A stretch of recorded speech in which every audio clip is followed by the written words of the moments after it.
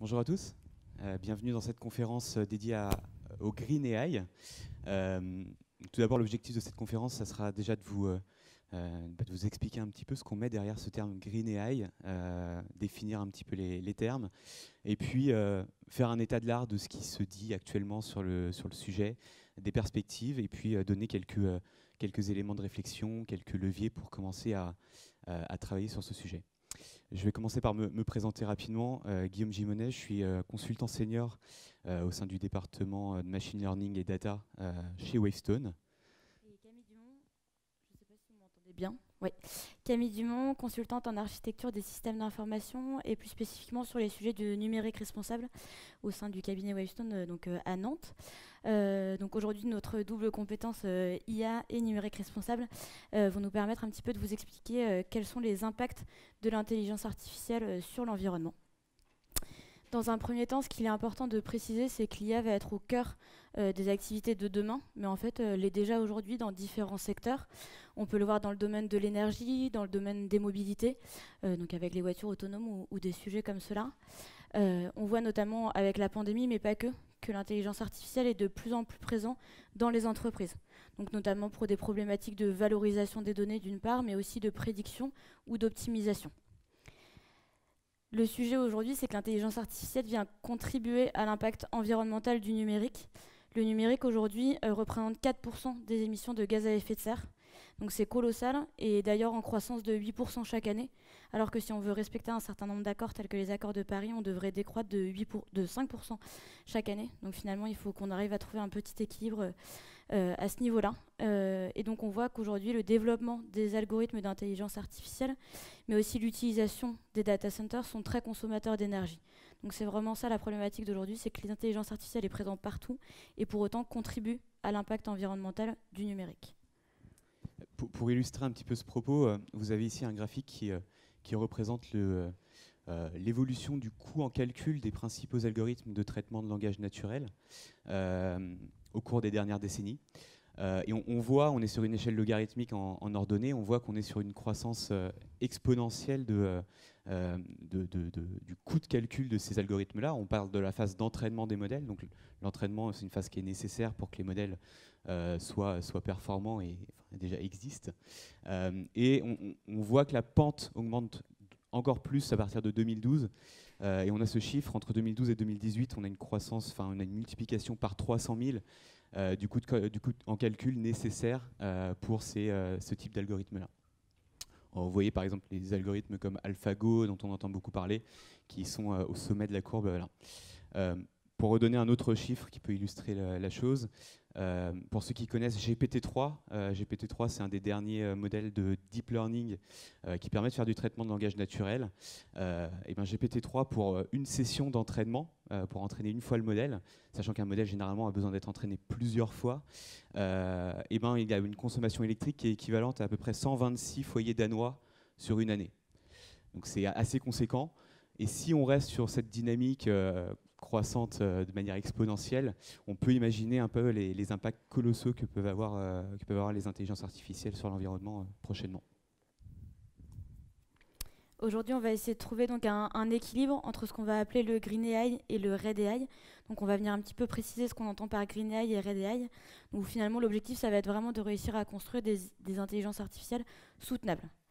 Donc ce qu'on appelle le Green AI, ça s'inscrit en fait dans un intérêt un petit peu plus large et plus long qui vise à faire des développements et des algorithmes qui vont être respectueux de l'environnement en prenant en compte deux critères.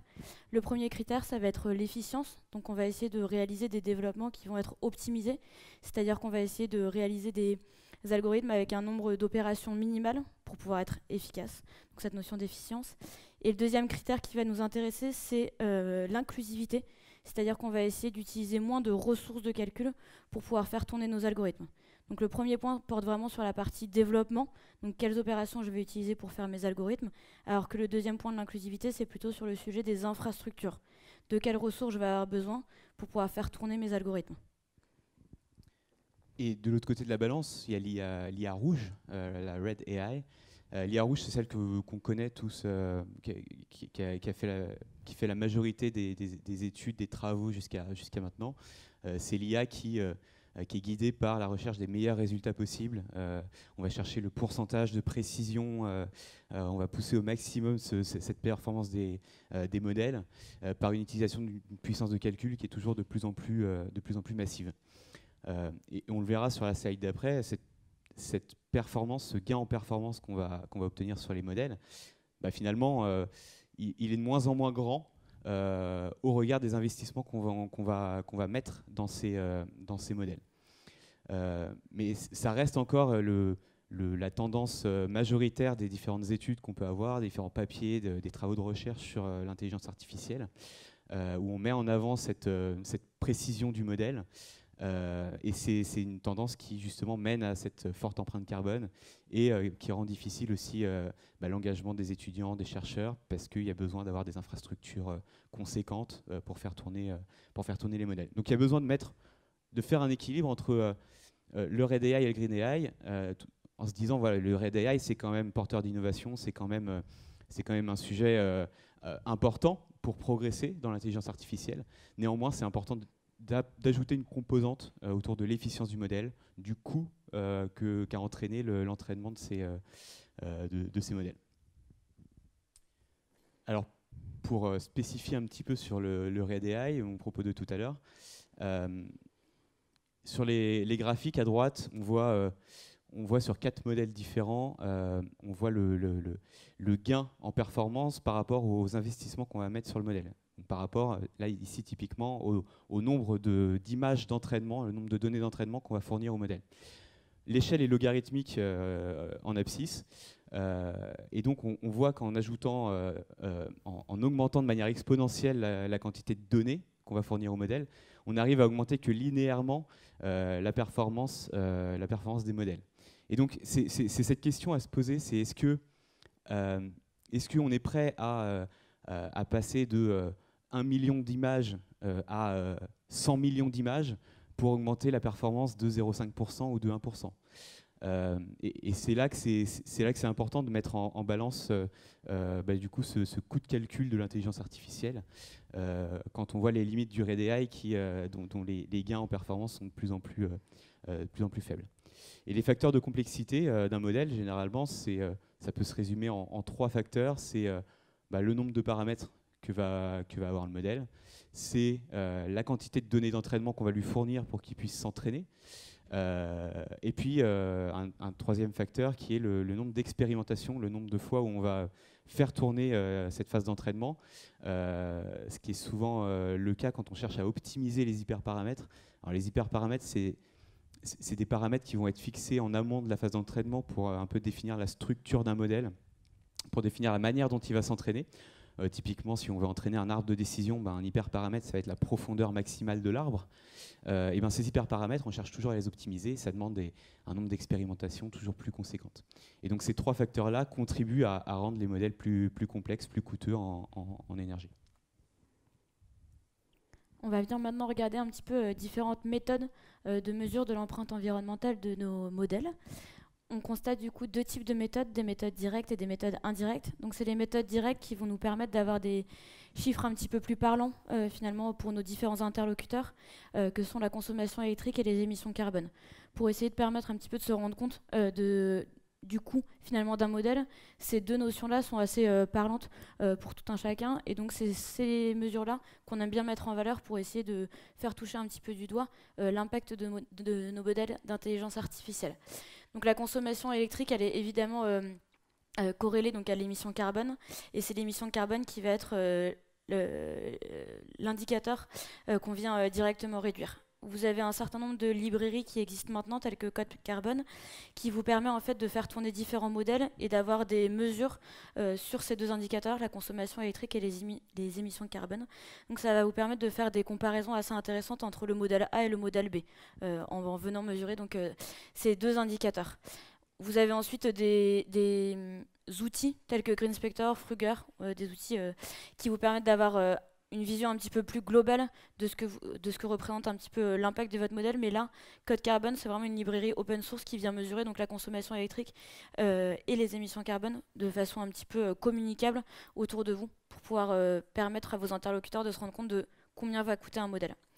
Ensuite, vous avez des méthodes qui sont indirectes, et finalement, c'est les méthodes qui vont intéresser principalement les data scientists et finalement ceux qui conçoivent les algorithmes d'intelligence artificielle.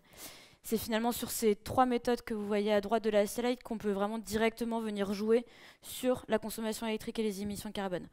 La première méthode, c'est le temps réel écoulé. Ce qui paraît assez naturel, c'est que finalement, plus votre modèle va tourner pendant longtemps, plus ça va coûter en termes de consommation électrique et donc en émissions carbone derrière.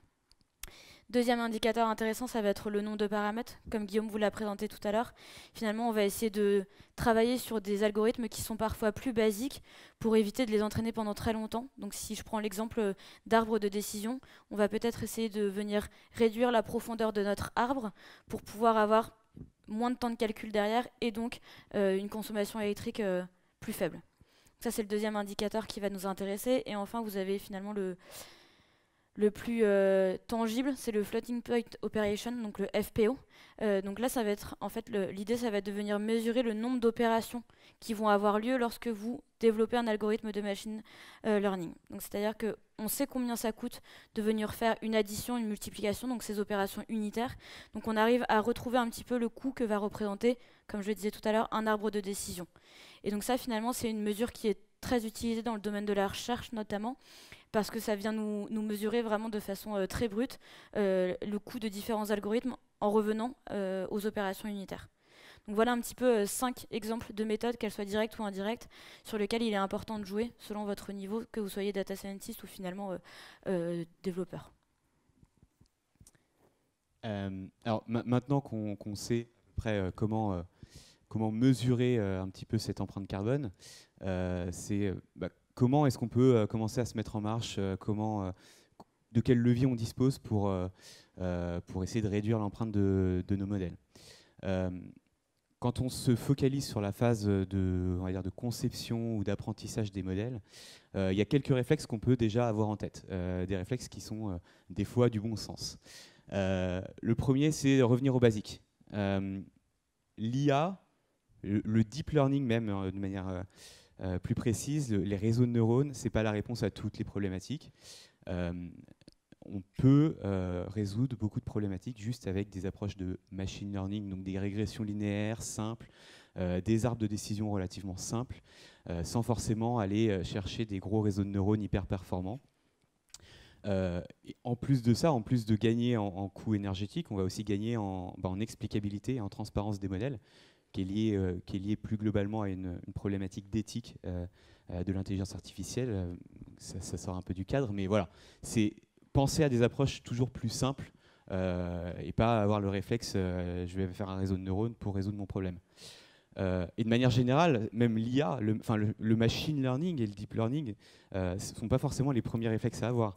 On peut très bien résoudre une problématique avec des systèmes experts, avec des arbres de décision qu'on fait à la main, des équations.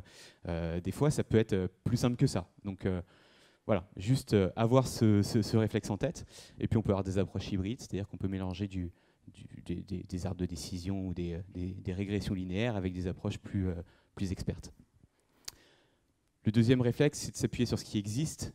Quand on dit ça, c'est principalement lié aux modèles qu'on a vus, les modèles qu'on a vus sur la courbe de la première diapositive. C'est des modèles qui généralement ont coûté donc effectivement très cher en entraînement, mais sont des modèles qui sont pour la plupart disponibles en open source. Et donc c'est des modèles qu'on peut aller récupérer et aller réadapter de manière spécifique à la problématique qu'on a.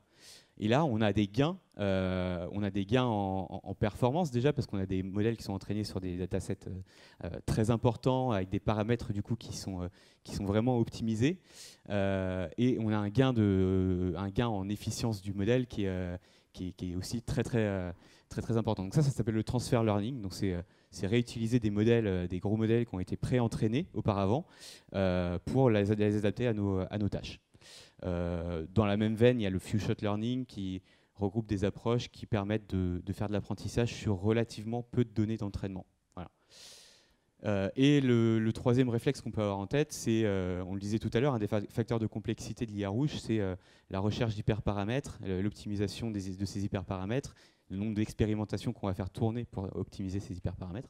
Et donc là, il y a des approches qui sont plus ou moins intelligentes. Il y a des approches par grille qui sont très brutes, est très peu efficace finalement pour optimiser ces hyperparamètres, comparativement à une approche plus aléatoire, où on va chercher des hyperparamètres de manière un peu plus aléatoire, ça a prouvé en tout cas son efficacité sur cette partie-là. Et il existe plein de packages, en tout cas sur la partie machine learning, qui permettent justement de faire cette recherche d'hyperparamètres de manière assez optimisée. Pour illustrer rapidement sur ce dernier point, juste sur une problématique très simple, donc c'est un truc qu'on a fait tourner ça très rapidement. Donc c'est un modèle qui permet de faire de la classification sur des chiffres manuscrits. Donc un modèle vraiment très simple. On cherche à optimiser 3 hyperparamètres qu'on voit ici au milieu. Et juste sur ce cas d'usage que je répète, qui est vraiment très simple, on a un rapport de x3 sur le temps d'exécution entre les deux approches, avec un score donc, qui est globalement la précision du modèle, qui est très similaire. Et donc sur des problématiques encore plus complexes, avec plus d'hyperparamètres, on peut imaginer que les gains sont assez conséquents. Donc, voilà, c'était une petite illustration. Sachant que les trois pistes qu'on a mises, les trois réflexes qu'on peut avoir en tête, c'est pas exhaustif bien sûr, il peut y avoir d'autres idées, d'autres pistes. Déjà le fait de connaître, de maîtriser un peu plus la théorie des modèles, c'est aussi quelque chose qui peut aider, parce que on va moins tâtonner, on va moins lancer de trucs inutiles, de processus inutiles, et on va utiliser les modèles de manière plus optimale de par la connaissance qu'on en a. On peut aussi stopper très rapidement les expérimentations qui, on le voit, mènent à des résultats très peu performants. Donc voilà, pas mal de petits réflexes existent qui sont en tout cas à la portée des data scientists. Et bien sûr, c'est pas exhaustif, puisque cette phase de conception, d'apprentissage des modèles, c'est pas l'ensemble de l'empreinte carbone de l'IA. Et donc il y a d'autres choses à avoir en tête, c'est le lieu où on fait tourner, où on entraîne ces modèles. Donc sur quel serveur, dans quel pays, puisque ça va être directement lié au mix énergétique des pays. Typiquement, si vous faites tourner un modèle en Estonie, vous allez consommer 30 fois plus, vous allez émettre en tout cas 30 fois plus l'équivalent carbone que si vous le faites tourner au Québec, parce que ça repose beaucoup plus sur l'énergie charbon en Estonie. Et puis le hardware sur lequel vous allez faire tourner les modèles, il y a des GPU, des processeurs graphiques qui sont plus ou moins efficients pour faire les calculs. Google a développé des TPU qui sont particulièrement adaptés pour entraîner des réseaux de neurones qui sont très efficients pour cette tâche-là. Donc voilà, il y a plein de paramètres qui rentrent en compte. Là, on a voulu vous donner des exemples, en tout cas de manière très opérationnelle pour le data scientist, pour des manières d'optimiser un petit peu tout ça. En guise de conclusion, donc, ce qu'il faut essayer de retenir, c'est que l'intelligence artificielle verte s'inscrit dans la logique du numérique responsable en entier, j'ai envie de dire. Donc si jamais vous cherchez à réduire l'empreinte environnementale de votre système d'information, il faut raisonner un petit peu thématique par thématique, et l'intelligence artificielle fait partie de ces thématiques sur lesquelles il faut un petit peu s'intéresser pour essayer d'être de plus en plus efficient. Donc on a essayé de rappeler aussi que l'intelligence artificielle verte s'inscrit donc dans cette logique aux côtés de l'intelligence artificielle éthique. Donc on ne va pas trop parler de ce sujet-là aujourd'hui, mais ce qu'il faut garder en tête, c'est qu'on va chercher de plus en plus aujourd'hui à construire des intelligences artificielles, comme j'ai dit tout à l'heure, qui sont soutenables. Donc à la fois vertes, mais aussi éthiques. Oui, ce qui est aussi important par rapport à l'IA éthique, c'est ce qu'on voit des derniers travaux sur l'IA éthique. Je crois qu'il y a eu des conférences d'ailleurs aujourd'hui sur le sujet. Mais de notre côté, on avait contribué avec Syntec Numérique, maintenant Numéum, à des ateliers de co-construction de méthodologies pour mettre en place de manière opérationnelle des IA éthiques. Et un des cœurs des recommandations, c'est la documentation, c'est la transparence sur ce qu'on fait. C'est donc documenter tout le processus de conception de l'IA, par quoi on est passé, comment on a utilisé les données personnelles, qu'est-ce qu'on en a fait, comment notre modèle prend la décision, donc la transparence, l'explicabilité du modèle. Tout ça, c'est des sujets qui doivent être documentés, qui devront de plus en plus être documentés. Et l'IA verte, pour nous, c'est un peu la même chose, c'est-à-dire que si on a vocation à partager des résultats, des modèles qui performent plutôt bien, et ben juste ne pas se limiter à dire voilà, il a tant de pourcents de précision, c'est 0,5% de plus que l'année dernière, mais c'est aussi communiquer sur le coût que ça a engendré, sur le matériel qui est nécessaire pour faire tourner ces algorithmes, et donc vraiment être vraiment transparent sur ce sujet-là. et puis mettre le plus possible en balance à la fois l'efficacité, la performance du modèle, et puis son efficience énergétique. Une dernière chose dont on n'a pas parlé, qui n'était pas forcément le cœur de la présentation là, mais l'IA, ça sert aussi à répondre à des objectifs, on va dire, green. On entend parler de l'IA qui permet de faire des prédictions sur le changement climatique, l'IA qui permet de faire de la gestion de feux de forêt, des choses comme ça. Donc l'IA a vraiment une vocation aussi à aider sur ces sujets, sur le sujet environnemental.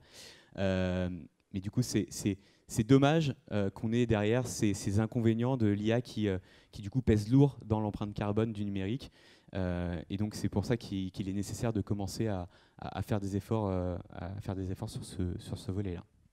Et d'un point de vue un petit peu plus global, en fait, le numérique contribue, comme tu le disais, à faire des efforts sur les sujets environnementaux. C'est juste qu'il faut réussir à trouver un équilibre entre la performance et les problématiques auxquelles on vient répondre.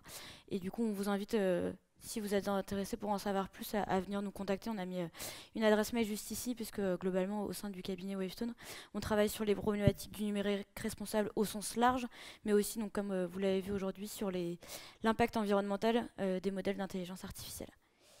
Je ne sais pas si vous avez des questions pour conclure cette conférence. Oui. Je crois qu'on vous amène un micro. Il y a un micro qui arrive.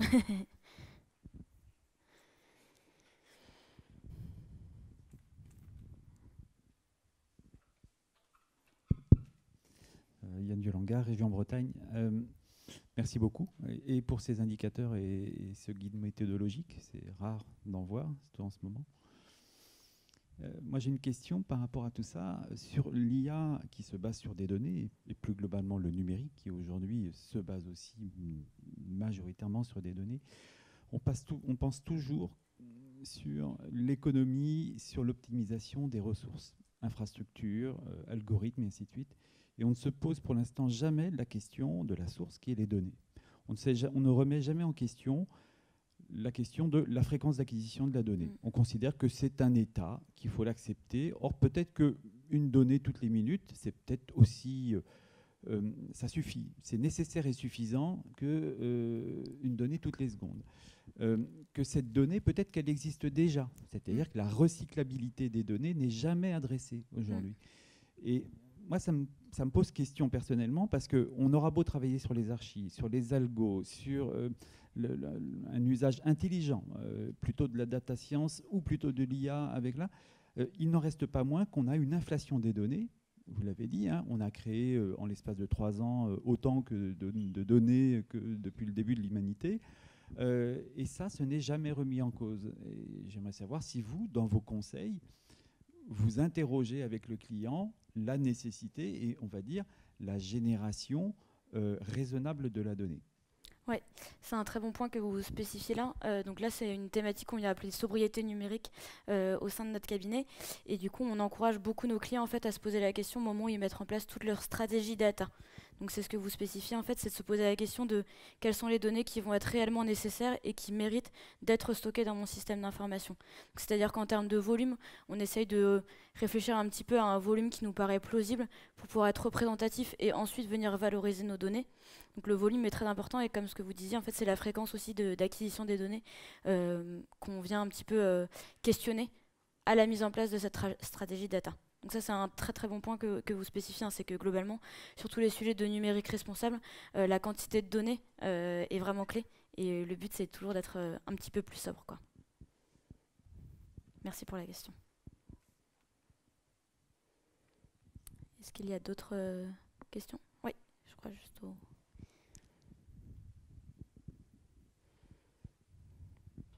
Du coup, je voudrais un peu compléter l'idée. On parle de data lake. Depuis le début où on parle de data lake, on nous dit ingérer toutes les données disponibles, brutes, parce qu'on ne sait jamais, un jour, vous en aurez peut-être besoin. Donc là, on a parlé de la fréquence. Il y a l'idée aussi de copie et d'historique sur ces données. Alors le RGPD a répondu à une partie de l'historique sur les données personnelles, mais il y a effectivement tout un tas de données de gestion qui ne sont pas de la donnée personnelle. Et du coup, ça rejoint un peu ce que vous disiez, mais ça change un peu le discours par rapport à ce qu'on avait tendance à dire jusqu'à présent que en fait, stocker de la donnée brute au cas où, c'est peut-être un problème aussi.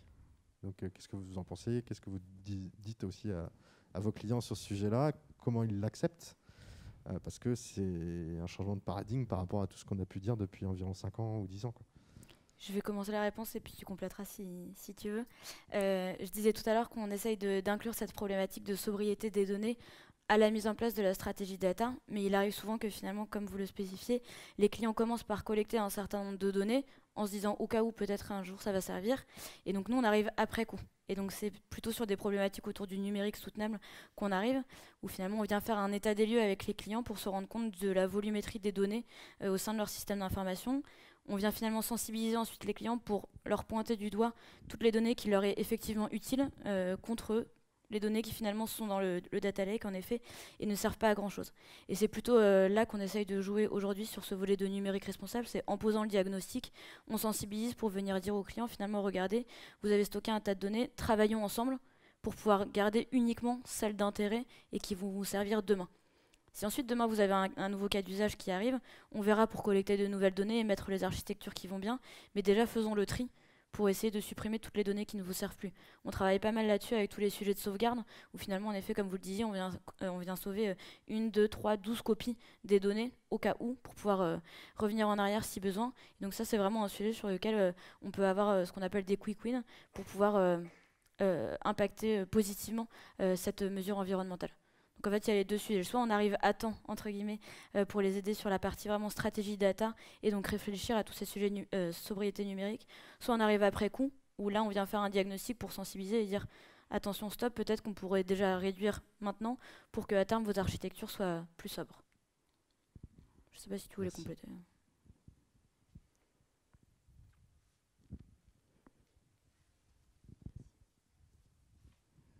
On est très numérique responsable, je ne sais pas s'il y a d'autres questions. J'aurais juste une question un petit peu plus modèle, estimation des modèles en fait. C'est que là vous forcez l'optimisation des paramètres, mais est-ce que de manière générale vous restreignez par exemple sur certains modèles que vous dites ça non, c'est qu'au final on sait peut-être c'est la dernière mode mais ça va nous coûter trop cher. Est-ce que ça vous arrivez jusqu'à ce point-là en fait de vous restreindre? C'est un sujet assez complexe parce que il n'y a pas de, enfin, c'est pas simple de se dire voilà tel modèle, on sait que ça marchera pas ou on sait que il sera pas suffisamment performant en termes de, ça va nécessiter beaucoup de calculs pour pas grand chose. On essaye, mais c'est pas un réflexe qui est simple à avoir. Et en fait, la recherche, vu que la recherche n'a pas forcément orienté ses travaux sur ce sujet-là dernièrement, on manque aussi vraiment de billes pour se dire, voilà, ces modèles-là, on fait une croix dessus, c'est pas la peine d'essayer, quoi. Donc c'est plus, des fois, l'effort est plus en amont de se dire, est-ce que déjà on a besoin de faire des modèles complexes, etc. Et puis après, c'est essayer déjà de voir ce qui existe, des modèles déjà existants, juste le partage de connaissances au sein d'une entreprise, le partage de modèles pré-entraînés qui peuvent déjà accélérer un peu les choses, etc. C'est déjà bien. Après, on va dire des convictions sur des algorithmes qui sont moins efficients que d'autres, c'est assez compliqué à date de le savoir. Si je peux me permettre de compléter, je pense que la différence aussi, c'est le passage à l'échelle. Donc typiquement, nous, au sein du cabinet, quand on essaye un peu de rentrer dans des algorithmes complexes pour toute la partie recherche, on vient un petit peu essayer différents modèles, j'ai envie de dire à l'origine, qui soient coûteux ou non. Mais c'est au moment où on vient chez nos clients éventuellement développer des algorithmes que là, cette dimension peut rentrer en jeu. Ou comme tu le disais tout à l'heure, Guillaume, on vient regarder en fait au niveau de la performance, est-ce que le gain est suffisant par rapport au coût de calcul qu'il va y avoir derrière. Donc nous, finalement, dans notre bac à sable, on vient un petit peu toucher tous les modèles et donc généralement, parfois, des modèles qui sont assez coûteux. Mais derrière, quand on passe à l'échelle et qu'on vient industrialiser nos modèles chez nos clients, c'est là qu'on vient quand même prendre connaissance de tout ça et de toutes les recommandations et préconisations qu'on vous a faites. Je ne sais pas s'il y a d'autres questions, mais je pense qu'on est en train petit à petit de se faire chasser.